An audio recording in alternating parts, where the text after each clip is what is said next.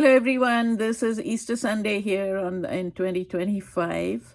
Um, I am recording this video as part of my newsletter, Peace, Power, and Presence Now. This is the third time I'm starting this. I tried starting off in my deck. The dogs were barking too much, the neighbor's dogs. Then I got through it almost, and then I got a phone call, so the video recording stopped. So this is attempt number 3. And I really love the topic this time. So we are going to start off with 10x is easier than 2x, some quotes from there and my observations about it. Going on to Dr. Dispenza's book about breaking the habit of being yourself. And then on to Dr. Siegel's description of the structure of the brain and how all of this ties together. So we talked a little bit last time about, they've been talking about why it is easier for entrepreneurs to focus on 10xing their business instead of 2xing their business. 2xing is incremental change. 10x is explosive change, right? You're completely revamping what you're doing. In one of the examples that I talked about when I first recorded this is if you think about how the Democratic Party has I'm a progressive, okay, and I'm very politically active, so a little bit of politics is bound to come into this. But incremental change is what has got us where we are today, right? Being afraid to really step up, to really give the people what they need, like universal health care, like free universal pre-K and childcare, like free college education. Those are all things that build people up and will create a populace that is educated and anxious to pay things forward most of the time. But if you focus on those goals that seem impossible, then everything else falls away because your focus is very, very, very clear. That's what they're trying to say here. When you're in order to 10x your business, your goal has to be something that seems impossible. Not only does it have to be something that seems impossible, it has to be something that you're actually serious about. It's not it's not just saying I want to make $500,000 this year and then just doing what will not get you there, right? So there is, in a sense, if you have like I remember I have this a $1,000 program, or yeah, right, I have $1,000 program, and I had said that after a webinar I do, my goal is to make $20,000. What does that mean? It's not $1,000, it was $200. That means I needed 1,000 people to buy the $200 program, which means if you think about 10% sales, which means that I need at least 100,000, 10,000 people to sign up for my webinar. So you can see those seem like those are impractical goals. You could say, I guess, that is an impossible goal, and why can't we focus on making that the 10x goal? And I think because it is much easier to get 20 people to sign up for a webinar and sell them something, for example, that is $1,000 and get the $20,000, than it is to sign up 10,000 people for a webinar and get 1,000 people to buy $200 worth of stuff. It will be possible when the business gets to that stage, but for most of us who are just starting off, what we want to do is to focus on a goal. That this is where the idea of the high ticket offer comes from. And of course, many people wouldn't consider $1,000 a high ticket offer. A high ticket offer is anything typically above $5,000. So with $5,000, if you want to make $20,000, you only need 4 people to sign up, which means you need 40 people to see. If your sales rate is 10%, then you need 40 people to be listening to you, and you need to have 4 of them be people who will buy from you, right? So that is the idea of the high ticket offer. And so what do they say? They say to separate the signal from the noise, you need to make the goal big enough to weed out most paths or strategies. Most paths or strategies. Impossible goals help you to identify the one or few conditions that have the highest possible upside. Those are the areas to focus your scarcest resource, your limited attention on. Seemingly impossible or massive goals are highly practical because they immediately separate what works from what won't, illuminating the few paths that have the greatest efficacy. Small goals are unable to clarify effective pathways because they're too marginal or linear from your current position. Dan Sullivan has said that the only way to make your present better is by making your future bigger.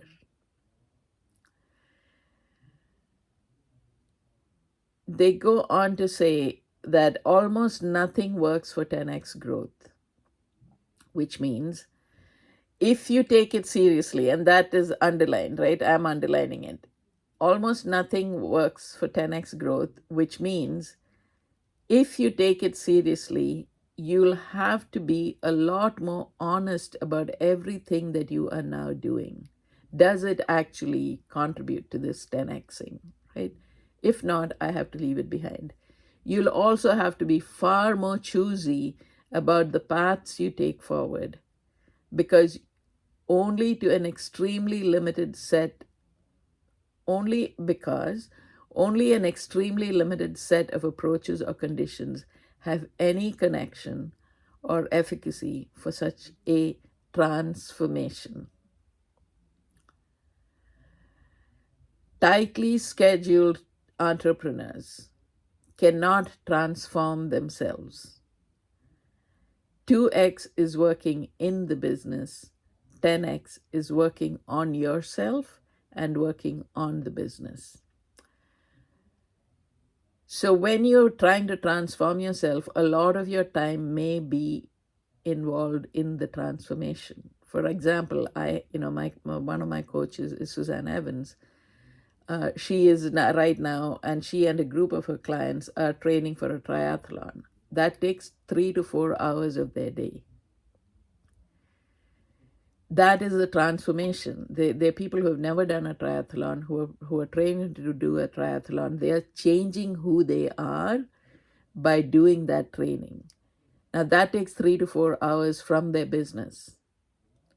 But because they're working to transform themselves, it is a way to 10x their business.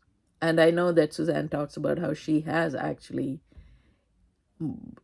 gone from just 7 figures to very nearly 8 figures right now after she started training for a triathlon. And she attributes her success and her increased wealth to that training because it transformed her. So now we come to Dr. Dispenza and how he talks about transformation. In order for us to become a different person from who we are right now, we have to change. In order for us to change, it means we have to change the neural pathways in our brain, in our neurophysiological system. And how do we do that? one of the things we talked about last week was the effect of mental rehearsal, right? How people who just imagined um, consistently doing these bicep curls actually changed their muscle consistency, actually improved the tone of their muscle without ever having lifted a bicep, a weight, and done a bicep curl. So it is possible for us to change our brain. So this is what he says, right? Uh, he says, if you can influence your brain to change before you experience a desired future event, you will create the appropriate neural circuits that will enable you to behave in alignment with your intention before it becomes a reality in your life. Through your own repeated mental rehearsal of a better way to think, act, or be, you'll do more than that. Let me read that again. Through your own repeated mental rehearsal of a better way to think, act, or be, you will install the neural hardware needed to physiologically prepare you for the new event. In fact, you'll do more than that. The brain's hardware, as I use the analogy in this book, in his book, Getting Over the Habit of Being Yourself or Breaking the Habit, refers to its physical structures, its anatomy, right down to its neurons.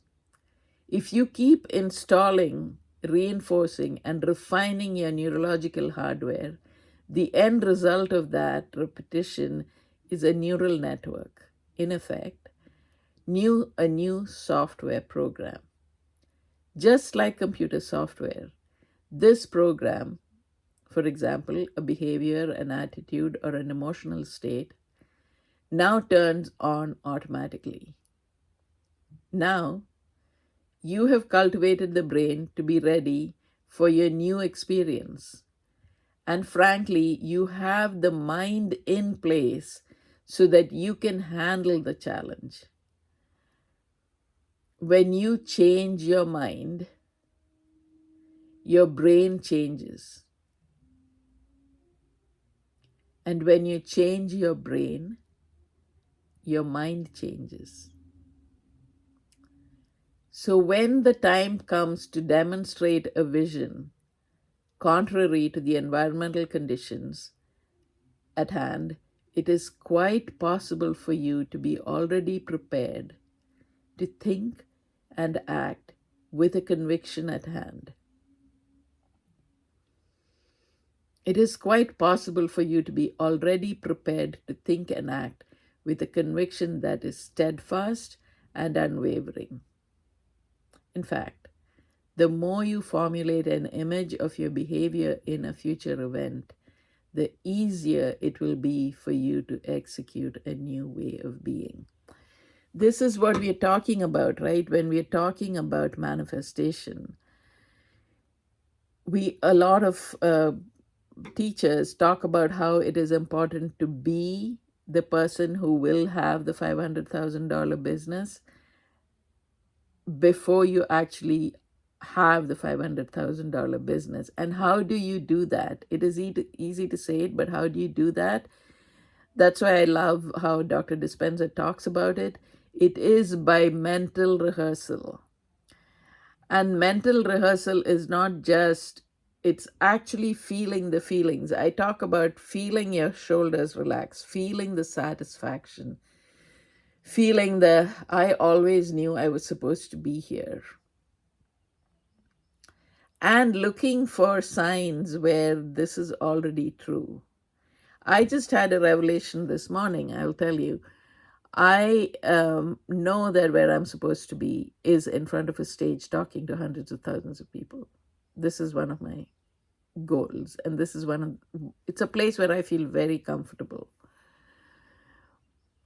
And part of what comes with that is people recognizing you, people acknowledging you. And I was just thinking that that last week, in fact, over the last year, as I've become more and more visible, I've had lots of people pointing out to how good I am as a coach, how brilliant I am, how gentle I am, how much my energy calms people down. And today, when I was doing one of Dr. Dispenza's meditation, focusing in on the emotions that I want to feel, and part of what I want to feel is this sense of acknowledgement, the sense of almost adulation about who I am. And I thought, wow, I've already attracted that into my life. I have already had this experience of multiple people telling me, even in this last week, of how amazing I am. So it is important as well to acknowledge these things that are happening in your life that give you a signal that you are on the right path. And how is it that I and all of us can be on the right path? It is by practicing. It is by doing the work. It is by scripting. It is by meditating. It is by tapping. It is all of that. It is not something that you just get handed. It is work that needs to be done. So I just want to go a little bit into how does this happen, right? What are the structures in the brain? And why would it be possible to do this? And I'm not sure that I'm going to be able to fully explicate this today, but I'm going to tell you a little bit of what I think is important for us to know. The first thing that is very clear in my mind right now is that the signals from our body move up through the parallelly connected neurophysiological systems that we have, right? We have visceral, we have a complete neural circuit, neural network around our gut. We have a complete neural network around our heart, and they're parallelly connected, and then also to the brain. What we have learned about the right hemisphere is that what happens is that when we have an experience, it is recorded in the body.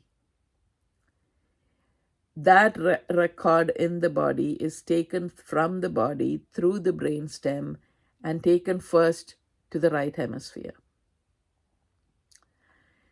If our hippocampus is active and online, then the left hemisphere and the right hemisphere talk and make sense of the experience. If this is a traumatic experience, the hippocampus shuts down. It actually, when it's active, it actually grows fibers into the brainstem to, to kind of flood it with a neuropeptide that calms it down if it's a traumatic event. If it's acting to deactivate the sympathetic system. But if it is a real traumatic event, then those fibers don't go down and there is no flooding with the neuropeptide, and therefore the memory is not integrated. That experience is not integrated. So if you go back, I will put a sign to that again. Dr. Siegel taught us to think of the brain as with the palm experience, right? So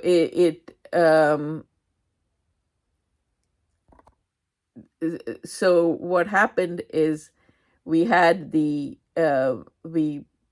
put the thumb in. This is the brainstem is here.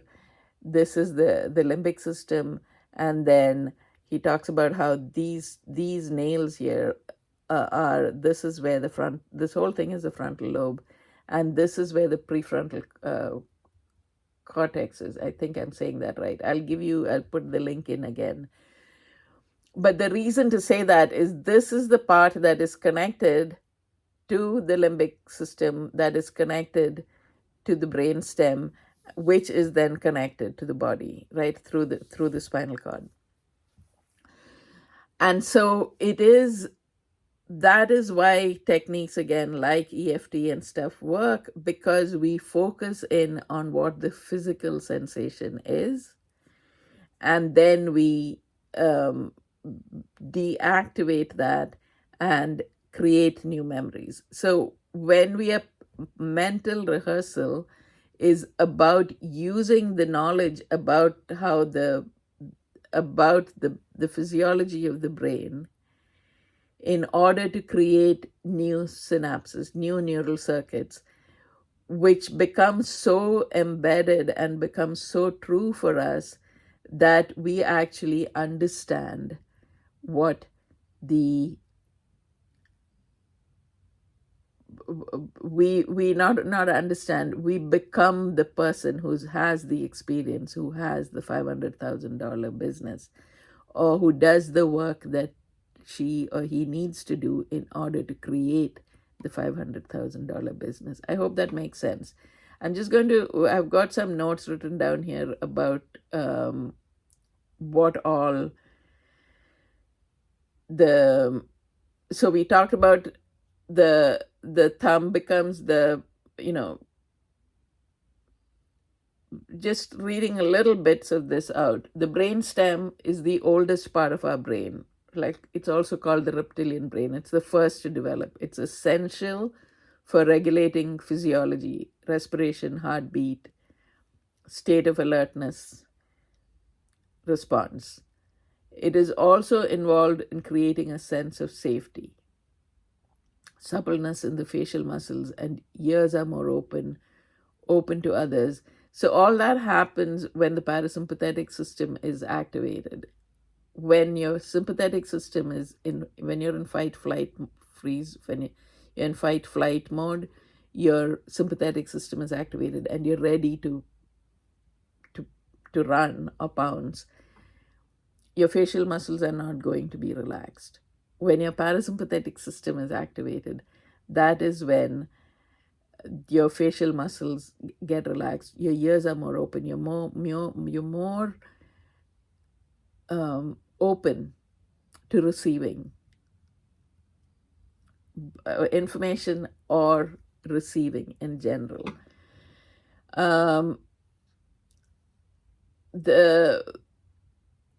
The limbic region, the left and right amygdala is on left and right. The amygdala, the hippocampus, the hypothalamus, those are all of the areas that have been studied a lot, right? We've all heard about the hippocampus and the amygdala.